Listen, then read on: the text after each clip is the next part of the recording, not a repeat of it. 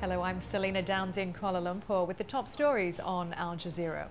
US authorities say they've broken up an alleged spying ring in the country, arresting 10 people in several cities. An 11th suspect remains at large. The government says the accused worked for years as deep cover agents in the US, trying to penetrate policy-making circles and reporting back to Russia.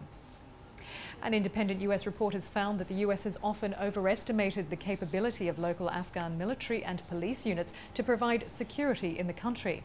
The findings seem to contradict recent upbeat assessments provided by the foreign military commanders in Afghanistan. Leaders from China and Taiwan have signed a wide-reaching trade deal which is set to lead to their closest ties in decades. The pact is to bring their economies closer together and boost bilateral trade. From Beijing, Al Jazeera's Melissa Chan has more on the significance of the agreement. It is a big deal today, but it hasn't been debated the way it has been in Taiwan. Obviously, Taiwan is a democratic system, so there's been lots of talk about this trade deal in the media over the past couple of years, frankly. But it is making the headlines in China today, and of course, the understanding from the public and the understanding that the government has is that this is less about economics and it's more about moving the two sides closer together.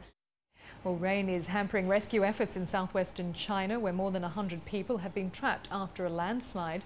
One local official says half of a hill collapsed on the village of Dajai in Guizhou province, burying many of the homes there. A provincial official says it's increasingly unlikely any survivors will be found. A Mexican politician has been shot dead while on the campaign trail. Rodolfo Torre was a gubernatorial candidate in the northern state of Tamaulipas. He and 4 members of his team were gunned down while on their way to a campaign event.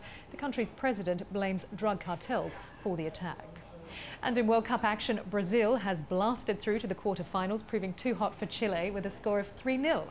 They'll be facing the Netherlands, which advanced by defeating Slovakia 2-1. And you can get more news on our website. The address is aljazeera.net/English.